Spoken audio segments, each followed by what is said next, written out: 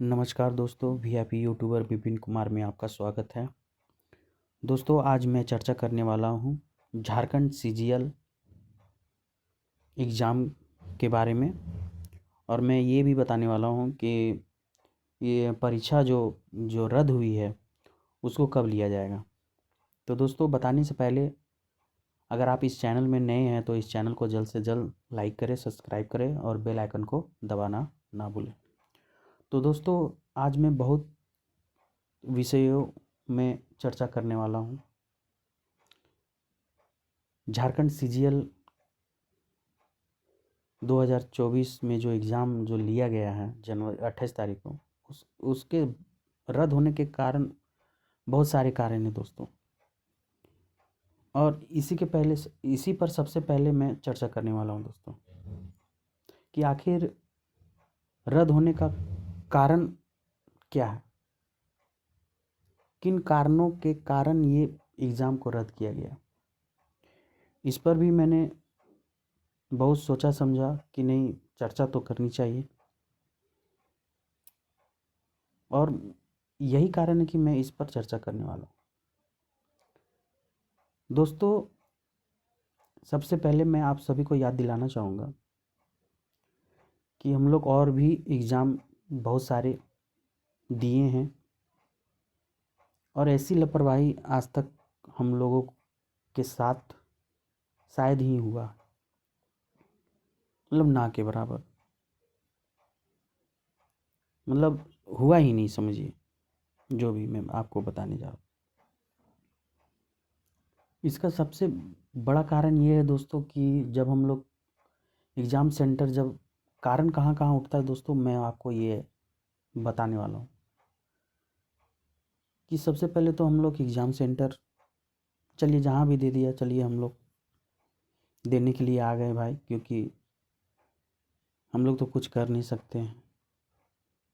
हम लोग सिर्फ हाँ मेहनत जो भी कैंडिडेट किए हैं वो तो या इस पार दो चाहे उस पार दो, एग्ज़ाम सेंटर देना ही था।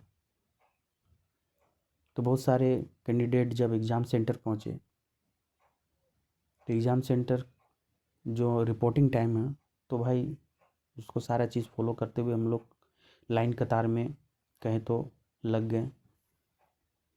उसके बाद लगने के बाद दोस्तों, सबसे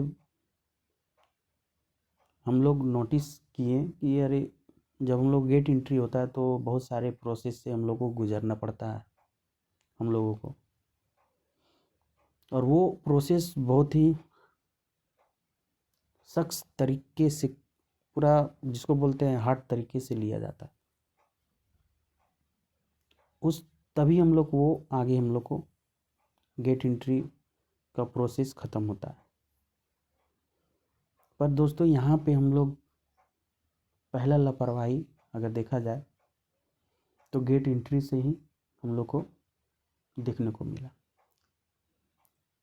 जिस तरह से जांच होना चाहिए उस तरह से जांच नहीं हुआ। नॉर्मल जिसको बोलते हैं, आइए एक फॉर्मेलिटी निभाने के लिए जांच हुआ गया। और भी हम लोग एग्ज़ाम दिए हैं भाई, पर्स और बेल्ट तक खुलवा लिया जाता था। ये तो एक तरह का सही है, चलो टाइट, जो इतना टाइट करते हैं वही ठीक है। कम से कम जो पढ़े लिखे हैं, जो मेहनत किए हैं, उन लोग तो सहमत होते हैं ना कि हाँ चलो टाइट, अब हम लोग एग्ज़ाम देना है।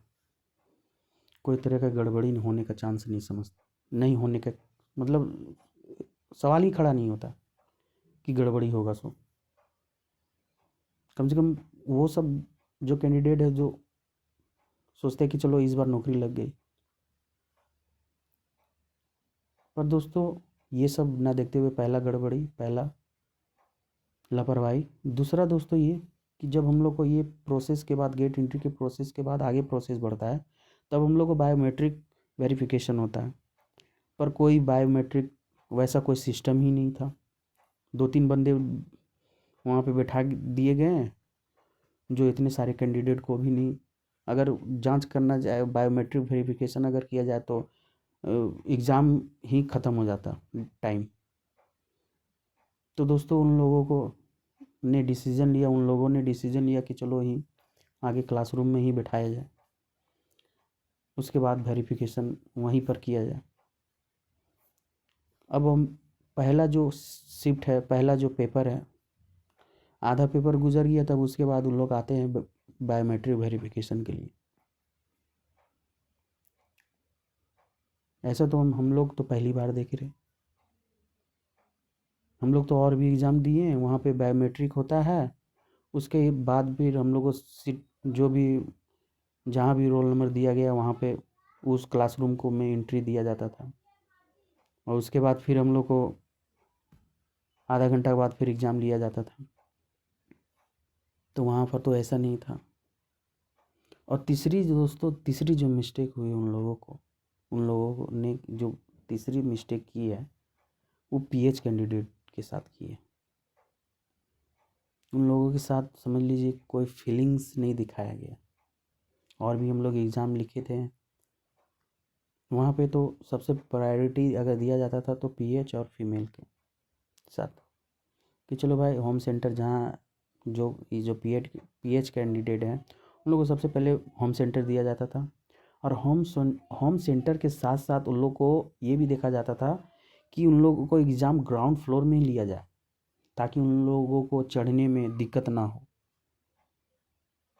पर दोस्तों यहाँ पे बहुत ही देख के बहुत बुरा लग रहा था, बहुत ख़राब फील भी लग रहा था कि इतनी परेशानी जहाँ तहाँ दे दिया गया, फर्स्ट फ्लोर में दे दिया, चढ़ने में परेशानी, कई तरह के चढ़ने में तो परेशानी है ही, साथ साथ वॉशरूम का भी वैसा देखे एकदम टेम्प्रोरी जिसको बोलते हैं, क्या बोले, इतना गंदा, हम लोग कैसे जाएगा भाई।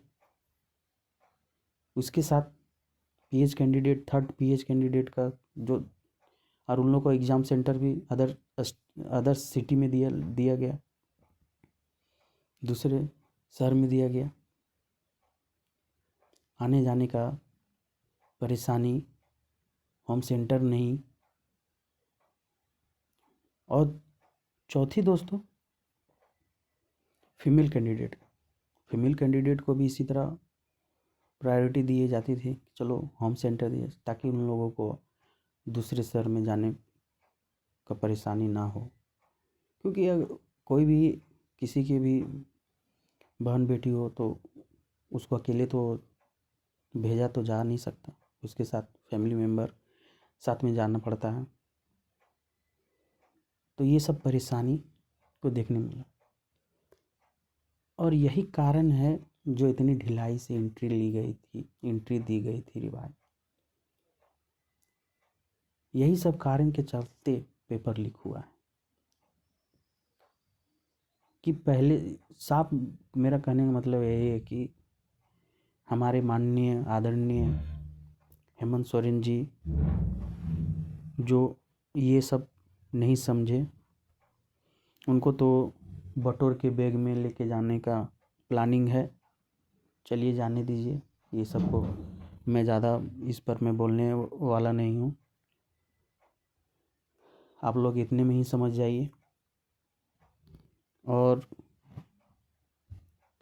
बात है कि इसका एग्ज़ाम कब लिया जाएगा।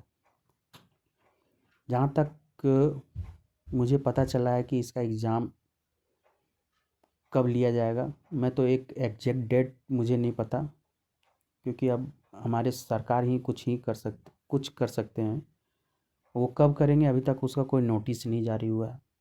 कब लेंगे वो एग्ज़ाम वो ये भी नहीं, मतलब किस तारीख को लिया जाएगा ये नहीं पता। बट हाँ, मैं ये जहाँ तक मुझे पता चला है कि फरवरी में ही इसका एग्ज़ाम लिया जाएगा।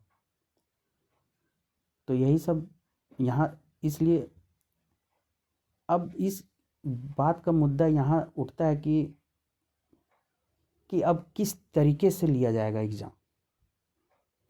बहुत सारे ऐसे कैंडिडेट जो बहुत मेहनत किए हैं इस एग्ज़ाम को लेके,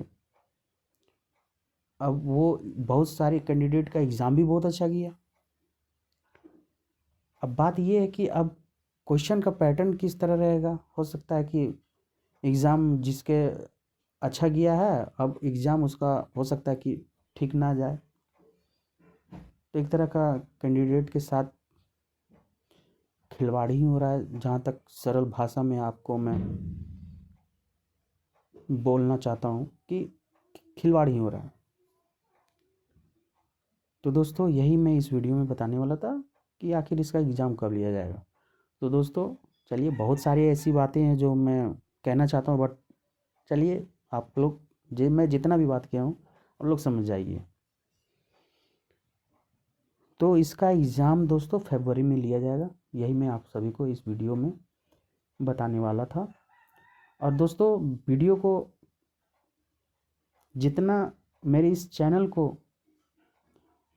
इस वीडियो को लाइक करें और मेरे चैनल को जितना सब्सक्राइब कर सकते हैं दोस्तों, क्योंकि दोस्तों सब्सक्राइब कीजिएगा तो दोस्तों मुझे और वीडियो भी बनाने में अच्छा लगेगा, क्योंकि दोस्तों मैं सच के साथ खड़ा हूँ। तो आप सभी से यही उम्मीद और यही आप सभी से सपोर्ट चाहता हूँ कि वीडियो को, मेरे इस चैनल को जल्द से ज़्यादा सब्सक्राइब करें और मेरे वीडियो को लाइक भी करें। तो चलिए दोस्तों, मिलते हैं नेक्स्ट वीडियो में, तब तक जय हिंद, जय भारत।